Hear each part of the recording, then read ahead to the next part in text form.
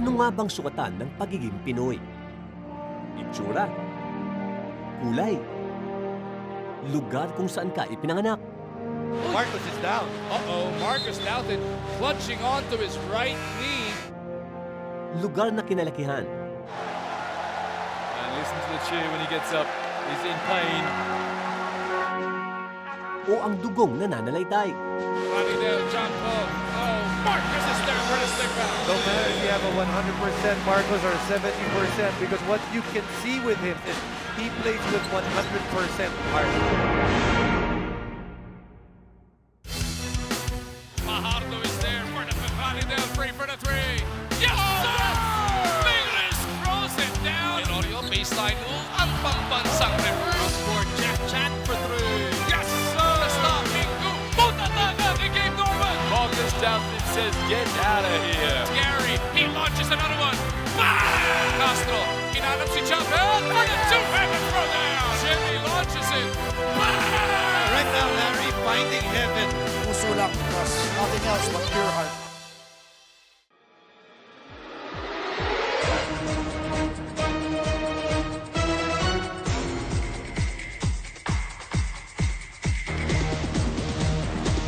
Tanyagan New York sa Estados Unidos bilang mecca ng basketball.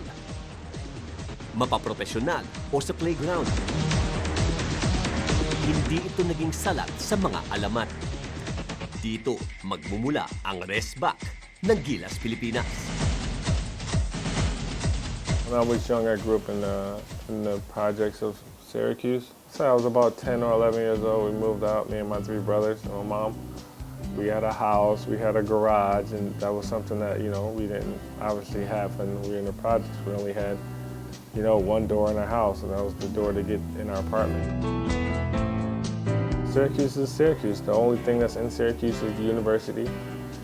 It is a small town, big college school, pretty much. Nothing else pretty much attracts it. No pro teams or nothing like that. Marcus has an older brother named Andre, and his younger brother is Markel. I'm a single parent, so I work very hard to make sure my children have what they needed. One job I would work for almost 12, and then the other one, with me being the supervisor, I was round the clock. Normally, they wouldn't see me for the weekend because I would go in on Friday and I wouldn't come back home until Sunday.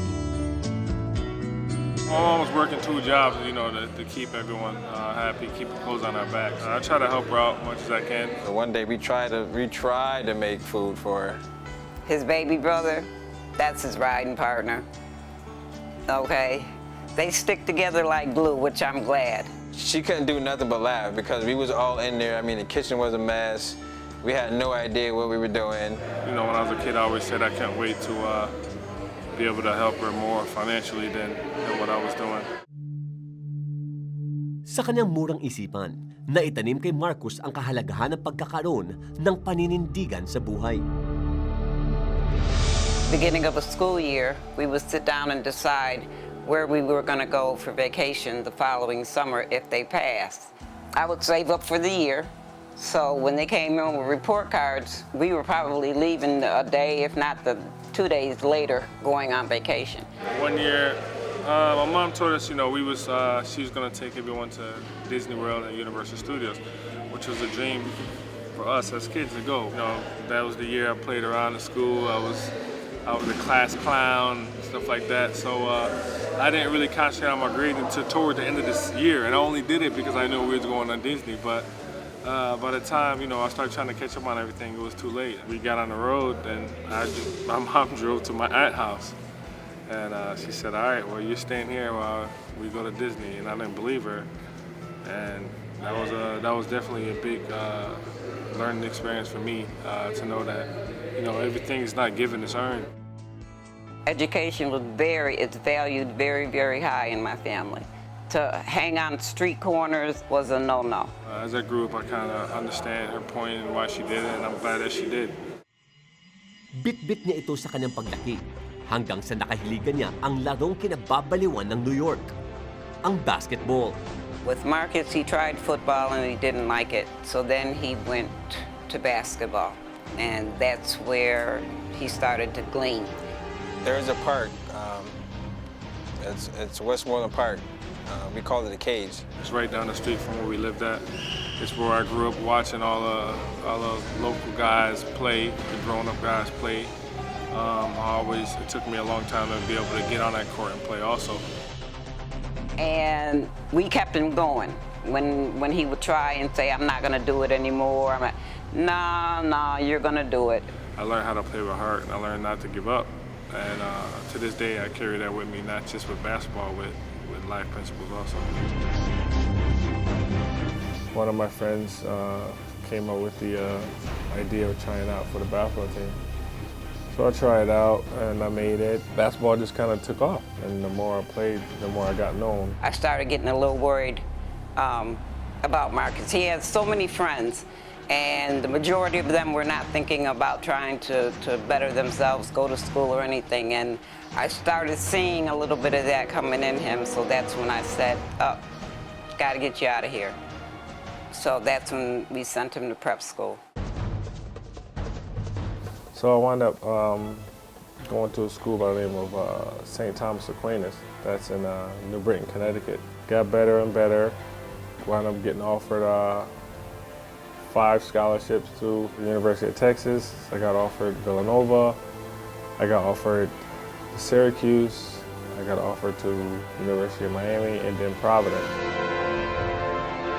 Bagamat sumikat si Marcus, nanatiling nakalapat ang kanyang mga paa sa lupa. A friend of mine that I grew up with, and he had 3 sisters. His sister asked, talking to him, like, do you think Marcus will go to the prom with me? And then he mentioned it to me. I said, she don't have no one to go with. I was like, yeah, I'll go with her. And I knew a lot of people more than she did, and she was really shy. And I asked her myself. She didn't ask me, I asked her, and then she gladly said yes. And we had a great time that night. And to this day, we're still friends. I was grateful for everything that I had. We was a very tight family. We didn't get much, but we got what was necessary, what was needed. I learned a lot, and I was taught a lot. So it was great being a kid. I wish I could go back to that time.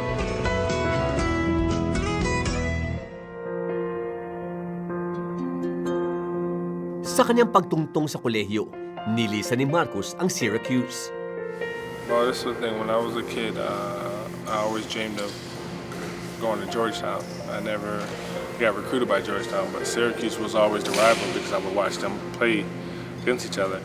Well, my sophomore year, Providence was the first school that recruited me.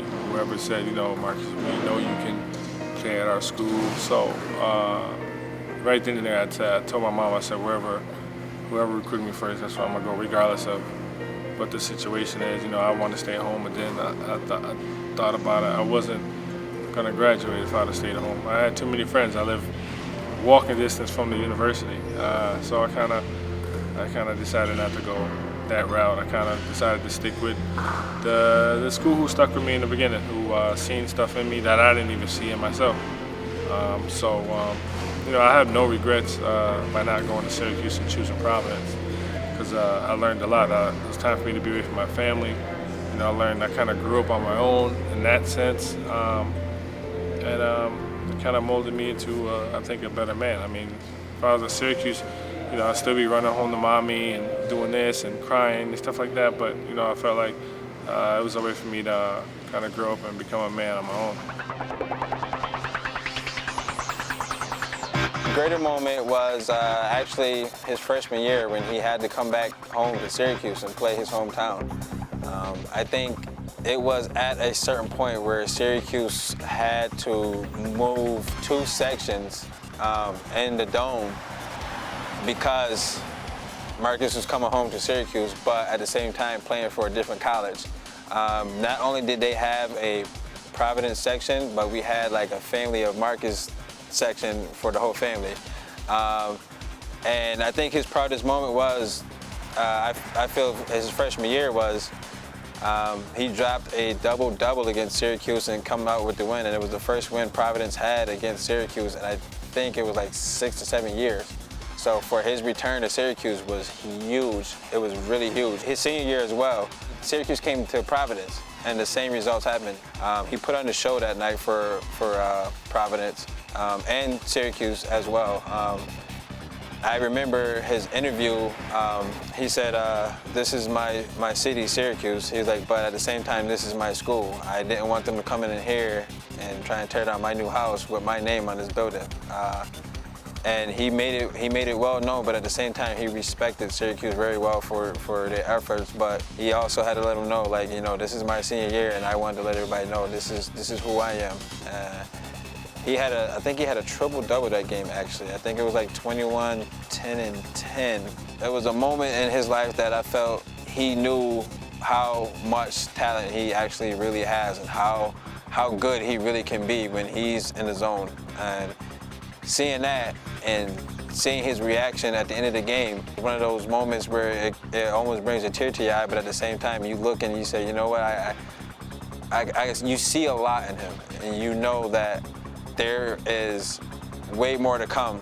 Lalong nagmingning ang kanyang laro sa Providence at kumatok ang oportunidad na makapasok sa NBA. He really shined, but he could have done better if the coaches had been better. So he just worked and worked and worked and got himself where he is right now. There was a stipulation with Marcus that once he went into college, he was not leaving out of there without a degree. You know, everything paid off. I finished up school halfway through the basketball season. I was already done with all my credits as far as graduating. So when the basketball season was over, the only thing I had to worry about was concentrating on basketball to see if I can get drafted, to see if I can, just like I said, make this a professional. He didn't have any indication that the Lakers were really looking at him. He knew that he was being looked at, but he didn't know by who. The funny situation that happened, I mean, we threw a big party. He got down on himself once the second round hit because I know how hard he worked in each summer league camp. He kept saying, I don't think I'm going to get drafted. His name still hasn't been called once it got to 45th pick. And he ended up sliding off and disappearing. I was outside the bar. I left because me and my best friend, we left the bar. I had that draft party, but at a certain pick, I think me and him left because I had teams that promised me that they would take me at that number. So when I seen that number pass, I kind of got discouraged. I was like, oh, it's not gonna happen. Then I left and me and him went home, and then when I went home, me and him was sitting on the couch, and I seen my name come across the screen. And then my friend just tackled me, and I'm like, what the hell? He tackled me. Oh yeah, you're in the league. You got drafted by the Lakers. So then, for a quick moment, it was great, and then I had to realize that my party was downtown. When his name came across the screen, the local restaurant that we had the party at, I mean, it erupted. It legit erupted. And he gets the phone call before it comes across the screen. And he comes running, and we're all looking for him. And my mom was just outside, and she's crying. And you just see this tall Linky just running down the street. I made it. And he picks up my mom, and he's just twirling her around like a Twizzler in the middle of the street. And they're both crying. We're all crying. Everybody's holding hands. He was very happy, and we were too for him because that was the ultimate goal, to be a Laker. That was one of the happiest moments of my career. Sa kasamaang palad, hindi siya nagtagal sa NBA. At sa pagsara ng pinto, ay siya namang pagbukas ng ibang oportunidad na magdadala sa kanya sa kabilang panig ng mundo. It was more of the drive. I was trying to fulfill my goal, and then at the end of the day, I did. I got to travel the world. I got to see a lot of things that people have. You know, people always make judgments on where you've been and stuff like that, but you got to kind of live it. And it's amazing. You see different cultures, you meet different people, and your whole outlook on life is totally different. And I love it. Maybe 2 or 3 times, spoke to his agents and so on, so we couldn't do it because he had such big offers in Europe so on and so forth. Until Jones Cup. That was it's funny you asked that because I wasn't even gonna go on that trip. My agent begged me to go. He said, you know, you can get some exposure, whatever. And we went out there with a team, but I never practiced with them. I just came in from summer league with the Lakers. So I really didn't take it that serious. And then when the competition came up and I flew out there and I played, I didn't even know I was the Philippines. I didn't even know nothing about it. And I played and we played against leading up to the championship. I think we were playing Qatar or something like that. But I played pretty well. But at that point, I was playing on the wing. I was playing the 3 because we were so big. I was playing on the wing. So I played good. I had Asi. That's the first time I met Asi. We played against each other. It was a great time. And I think I played well. Obviously, I played well enough for them to scout me or whatever. But yeah, I played good, and that was the first time I met anyone from the Philippines. Dahil sa laki ng agwat ng kompetisyon sa World Basketball, nauso ang pagna-naturalize ng player o pag-import sa pamamagitan ng pag-grant ng citizenship. Ang naturalization ng isang basketball player nangangailangan ng isang batas. No? So gumawa kami ng batas, napasa naman namin kaagad. Dapat maintindihan nila na kahit yung mga world power sa basketball tulad ng Espanya, nag-naturalize ang dalawa. So talagang ibig sabihin, ginagawa ng ibang bansa, kung hindi natin ginawa, may iwan talaga tayo. Hindi na ito bago sa Pinas na nagkaroon ng Jeff Moore, Dennis Still at Chip England noong araw. Well, si Marcos, way back, I was still coaching. I think that might be Coca-Cola. We were already looking. Marcos Douthit was already a big name, and we've tried to get him as our import in the Unlimited Conference. So maybe 2 or 3 times, spoke to his agents and so on. So we couldn't do it because he had such big offers in Europe. Fast forward to the time when Raiko was the head coach of Gilas, when it was already decided that the Philippines would really be serious in naturalizing a player. The name of Marcos Douthit came up again, and I said, hey, at least we know that this guy is a player. So, you know, Raiko got Marcos in, and the rest is history. I got a call from my agent and told me that Coach Raiko was interested in asking me to try out for the team. Then, you know, I kind of looked up the country on the internet and try to figure out what was the whole basketball spiel about. And until I got over to the Philippines. When I got there, it was hard. I mean, when the first practice, it was 100 and something degrees in the gym, and you got to think, I just came from Russia where it was freezing the whole season. So it was definitely a change. Probably about an hour into practice, I thought I was dying. I thought my lungs was collapsing and everything. And I knew I was in shape because I just came off the season literally in Russia. So it wasn't about being, it was just so hot. The weather was just, you know, the humidity was extremely hot. Nung una, lingid sa pag-unawa ni Marcos ang Pilipinas at pagmamahal nito sa basketball. Pero nang mas makilala niya ang mga Pinoy, unti-unti siyang napalapit sa kanila. My first day in Gilas, it was different because I never played with so many young guys. We were practicing, the coach was telling me, you know, have patience with them, they're young. And, you know, I was always playing with guys who were older than me, veterans. And it was just different because then I was already walking onto a team that I was already a veteran. And I didn't realize it until I played with, you know, the young Gilas. But, you know, up into practice, everyone went hard, everyone was friendly. The way I just seen the guys get after it, the intense level, how as small as the guys was, as young as the guys was, none of them backed down. They all played with heart. And how the country kind of rooted for them, how they stood behind them. The love of the game was just there, you know, and then the effort and you know, the respectiveness of the country, it was just all there. And that's something that I never really experienced. Nothing could ever compare to, you know, the family that I kind of embraced when I first got there after 2 weeks. I think what struck us was how, just like Gabe Norwood, how much he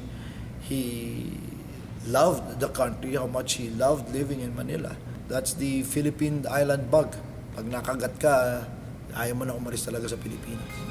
Bit-bit ang kanyang malawak na karanasan sa iba't ibang panig ng mundo. Nagsilbing kuya si Marcos sa mga bagitong gilas. Magandang hapon po sa lahat ng nakatutok sa kampanya ng Team Pilipinas dito sa FIBA Asia Championships 2011 mula sa Wuhan, China. Marcos Douthit, clearly, surely one of the best players na naglaro. Not just for Team Pilipinas but for the entire FIBA Asia tournament. Okay, here's Douthit. Humihit, good move. We're still in this game. No timeouts Okay, left, ito, so two-point game. We're down by 2. Whoop, whoop, whoop, whoop. Okay, 4 seconds to go. Go, JV, go. 2 seconds to go. Go, JV.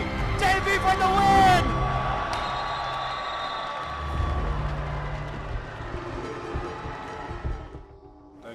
That game was hard because we prepared so hard for so long.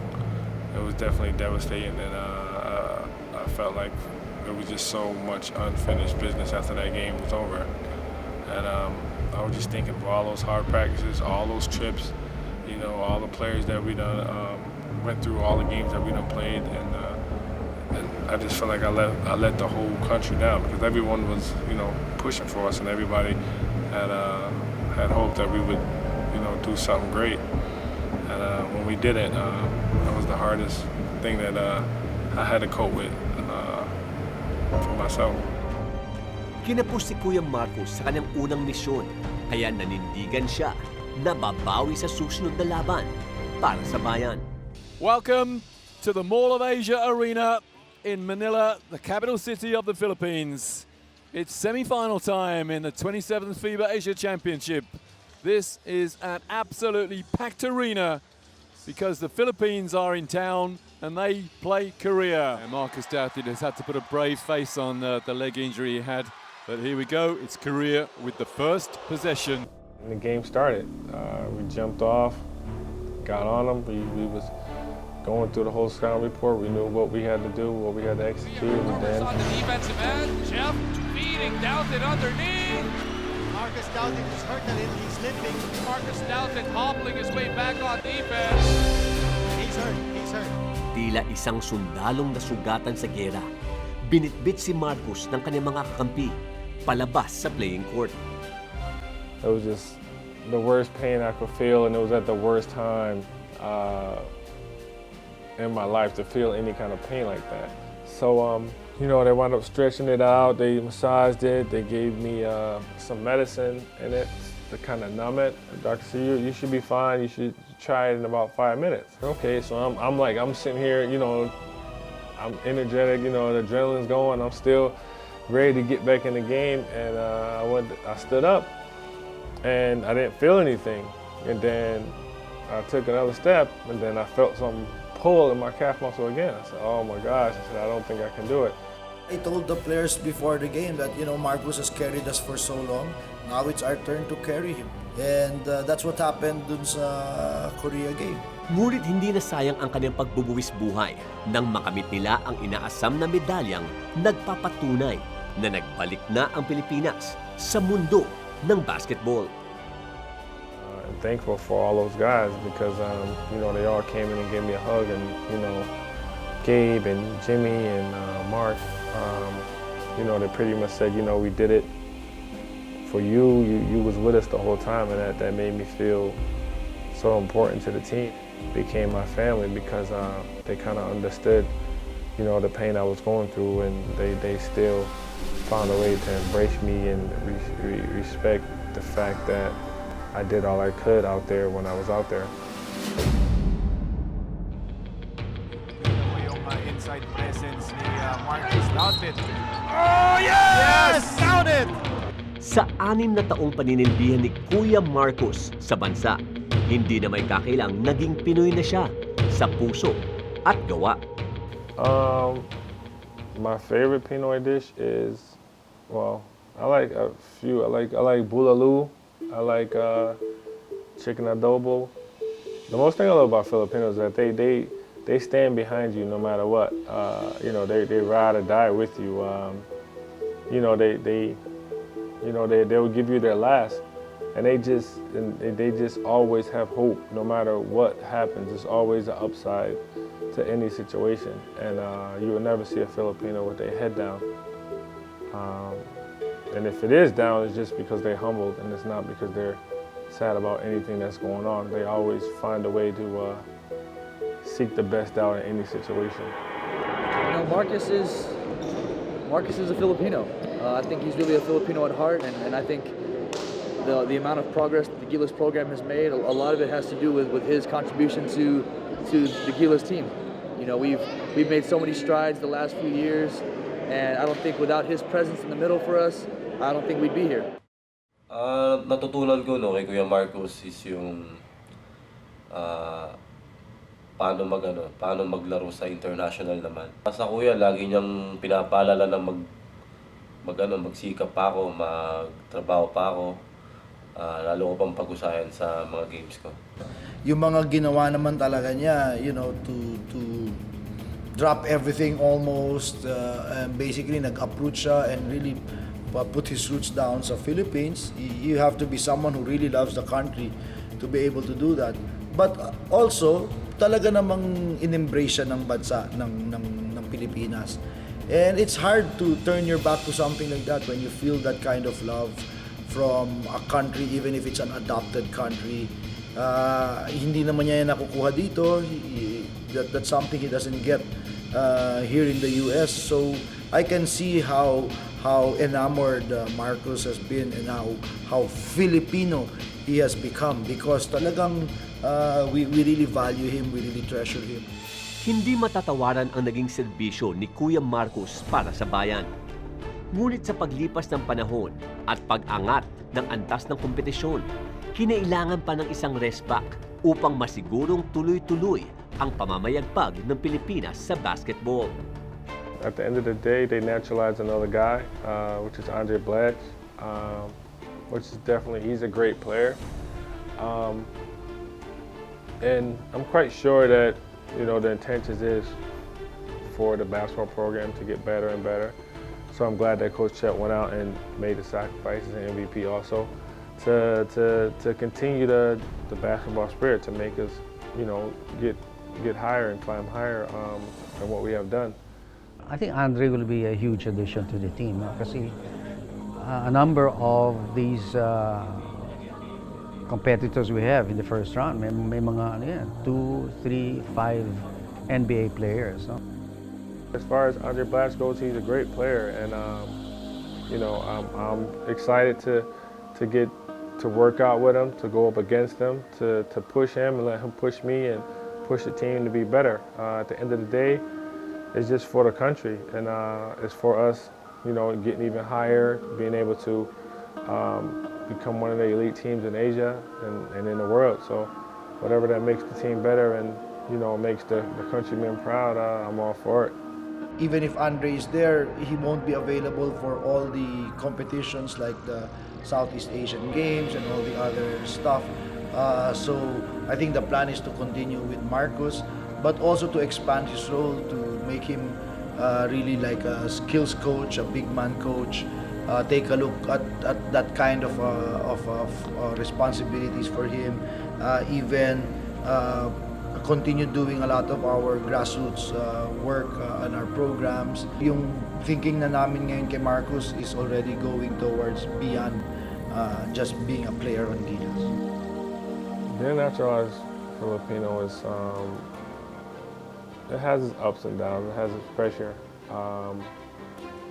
But just like I said, the